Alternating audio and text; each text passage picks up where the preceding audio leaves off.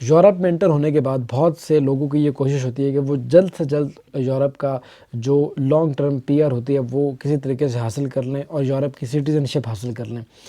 और बहुत से वैसे तो इवन कि पाकिस्तान इंडिया से जितने भी लोग आते हैं उनके मेजॉरिटी लोगों के माइंड में तो यही होता है कि वो यहाँ यूरोप में लॉन्ग टर्म सेटलमेंट के लिए आते हैं, क्योंकि आपको पता है गल्फ़ कंट्रीज़ में, दुबई में, सऊदीया में, कतर, बहरीन में अगर आप लोग पूरी पूरी ज़िंदगी भी वहाँ पे काम करें तो वहाँ पे आपको जो एक सिक्योरिटी होती है लाइफ की वो कभी नहीं मिलती। यानी कि आपको लॉन्ग टर्म रेजिडेंसी कभी नहीं दी जाती, आपको कोई बेनिफिट नहीं होता अगर आप पूरी ज़िंदगी वहाँ पे गुजार दें, आपके बच्चों के लिए फ्यूचर सेव नहीं होता। लेकिन उसी की बदौलत अगर कोई बंदा यूरोप में लीगल तरीके से इवन के 10 साल भी गुजार दे तो उसकी आने वाली अगली नस्ल के लिए रास्ता खुल जाता है। तो यूरोप इसलिए भी बहुत से लोग आते हैं कि एक तो यहाँ पे जो लाइफ स्टाइल है वो बहुत बढ़िया है हमारी कंट्री की निस्बत, दूसरा यहाँ पे रूल रेगुलेशन की पाबंदी की जाती है, ट्रैफिक कवानीन की पाबंदी है, इंसाफ मिलता है जो कि सबसे बड़ी बात है, जो कि हमारी कंट्रीज़ में नहीं होता। इंसाफ यहाँ पे गरीब के लिए, अमीर के लिए, सब के लिए कानून बराबर होता है। तो अब यूरोप आने के बाद बहुत से भाइयों की ये कोशिश होती है कि वो जल्द से जल्द किसी शॉर्टकट तरीके के को अपना के और वो यूरोप की सिटीज़नशिप अप्लाई कर लें ताकि वो यूरोप के बेनिफिट्स हासिल कर सकें जो गवर्नमेंट देती है अपने सिटीजन्स को। तो अब इस चक्कर के अंदर बहुत से लोग क्या करते हैं, वो यहाँ यूरोप आते हैं और यहाँ पे आके असाइलम कर देते हैं, क्योंकि असाइलम करके आपको जल्दी पीआर मिल जाती है या गवर्नमेंट आपको बेनिफिट देना स्टार्ट कर लेती है, गवर्नमेंट आपको पैसे देती है। बहुत से भाइयों को ये माइंड होता है पाकिस्तान से आते वक्त, इंडिया से आते वक्त, नेपाल, बांग्लादेश और स्पेशली अफ़गानिस्तान से बहुत से जो लोग इसीलिए आते हैं, तो वो लोग यही सोच के आते हैं कि हम जाके असाइलम करेंगे और उसके बाद हमें वहाँ पे डॉक्यूमेंट मिल जाएंगे। और लोगों के माइंड में नॉर्मली यही होता है कि सबसे आसान तरीका यही है पेपर लेने का। लेकिन गाइज़ ये बिल्कुल गलत न्यूज़ है, क्योंकि अभी तक हमारे कंट्रीज से जो लोग आ रहे हैं, यूरोप में जो मेजॉरिटी लोग आए हैं, वो बदकिस्मती से वो लोग आए हैं जो डंकी लगा के आते हैं, इलीगल वेज को यूज़ करके आते हैं और उनके पास इतनी ज़्यादा इन्फॉर्मेशन नहीं होती। उनके पास वही इन्फॉर्मेशन है जो वो आगे शेयर कर रहे हैं आपके साथ। जो लोग इटली बैठे हैं इलीगल तरीके से आए हैं, फ्रांस में, मैंने ऐसे लोगों को के साथ मिला हूँ जिनको 20-20, 25-25 साल हो गए हैं जो इलीगल तरीके से यहाँ पे एंटर हुए थे और उन्होंने इलीगल तरीके से यहाँ पे डॉक्यूमेंट हासिल किए हैं। तो ऐसे मैं बहुत से लोगों से मिला हूँ और मुझे मिलने के बाद ये चीज़ एज्यूम होती है कि उनके पास वो नॉलेज बिल्कुल भी नहीं है जो कि एक बंदे के पास होने चाहिए जो कि 20 साल से यहाँ पे रह रहा है। लीगल इन्फॉर्मेशन उनके पास नहीं होती, उनके पास यही होता है कि भैया आप असाइलम कर दो, आसान तरीका यही है, और अगर आपको यूरोप में रेजिडेंसी चाहिए तो आपके पास यही हल है, या फिर आप पुर्तगाल में चले जाओ, वहाँ जाके आप अपनी फ़ाइल लॉक करवा दो। मेरे ख्याल में असाइलम का रिस्क आप लोगों को तब लेना चाहिए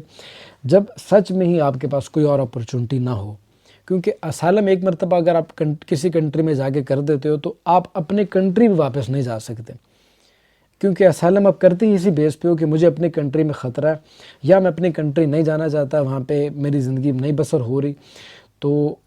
आप अपने कंट्री वापस भी नहीं जा सकते। बहुत से पाकिस्तानी यहाँ पे आके असाइलम उस बेस पे करते हैं कि हमारा ताल्लुक़ अफ़गानिस्तान से है, और बहुत से अफ़गानी असाइलम इस बात पे करते हैं कि क्योंकि अफ़गानिस्तान की गवर्नमेंट तो चलो उसको तो अभी तक बहुत से कंट्रीज ने एक्सेप्ट नहीं किया, अफ़गानियों का असाइलम अप्रूव हो जाता है, लेकिन पाकिस्तानी इस बेस पे आके असाइलम डालने की कोशिश करते हैं कि वो अपने आप को दूसरे कंट्री का बाशिंदा ज़ाहिर करते हैं ताकि हम अपने कंट्री पाकिस्तान वापस जा सकें। मैं ऐसे बहुत से लोगों को यहाँ मिला भी हूँ, जानता भी हूँ, जो कि झूठ बोल के ये कह रहे होते हैं कि हम अफ़गानिस्तान से, इवन कि वो पाकिस्तान से होते हैं। तो रिस्क है बहुत बड़ा असाइलम करना, इवन कि आप अपनी कंट्री वापस भी नहीं जा सकते हो, और किसी तरीके से आप अपनी कंट्री वापस चले भी जाते हो और पीछे यहाँ पे उस मुल्क को पता चल जाता है जिस मुल्क ने आपको पेपर दिए हैं, यूरोपियन कंट्री ने, तो वो आपके डॉक्यूमेंट कैंसिल भी कर सकते हैं। तो असाइलम तो आपको उसी सूरत में करना है जब आपके पास और कोई सिनेरियो बाकी नहीं रह जाता। मैं ये वीडियो इसलिए बना रहा हूँ क्योंकि रिसेंटली मुझे बहुत से स्टूडेंट्स यहाँ पे मिले हैं, बहुत से लोग जो पाकिस्तान इंडिया से आ रहे हैं, तो वो मुझे ये कहते हैं कि भाई अगर हमारे पास कोई ऑप्शन नहीं है, कोई जॉब नहीं मिल रही या पैसे नहीं है, तो या तो हम पुर्तगाल भाग जाएंगे या हम जर्मनी जाके असाइलम कर देंगे। और बहुत से ऐसे स्टूडेंट्स को मैं मिला भी हूँ जो कि अभी आए हैं, उनको अभी 1 साल पूरा भी नहीं हुआ और वो जाके उन्होंने असाइलम करवा दिया जर्मनी में, और असाइलम करवाने के बाद वो हंगरी आगे काम कर रहे हैं। तो आप अपने डॉक्यूमेंट्स ख़राब करोगे इस तरीके से। असाइलम आपने बिल्कुल भी नहीं करना, ये सबसे आखिरी ऑप्शन होना चाहिए आपके पास। पहले आप थोड़ा सा स्ट्रगल करो, यूरोप आते साथ डॉक्यूमेंट्स किसी को भी नहीं मिलते, इवन कि अगर आप असाइलम करते हो तो उसमें भी आपको एक ज़िल्लत काटने के बाद डॉक्यूमेंट मिलेंगे। थोड़ी स्ट्रगल कर लो,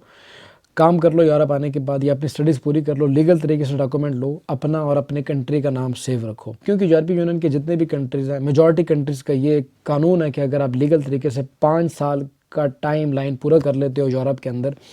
तो आप पीआर अप्लाई करने के लिए एलिजिबल हो जाते हो।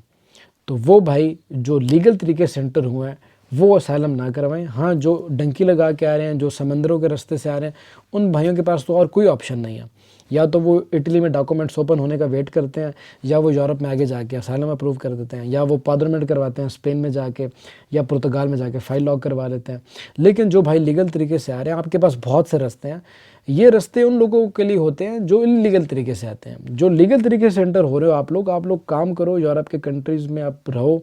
जिस कंट्री में आप आए हो वहाँ पे आप अपना सबसे पहले माइंड क्लियर कर लो कि आपने रहना कहाँ पे है। फिर उस कंट्री में जाओ, उस कंट्री की लैंग्वेज सीखो, वहाँ पे स्टे करो, काम करो, टैक्स पे करो, और जब आपका टाइम पूरा होगा वो कंट्री आपको खुद डॉक्यूमेंट ऑफर कर देगा, खुद आपको डॉक्यूमेंट दे देगा। अगर आपको लैंग्वेज आती है, आपने टैक्स पे किया, आपके ऊपर कोई पुलिस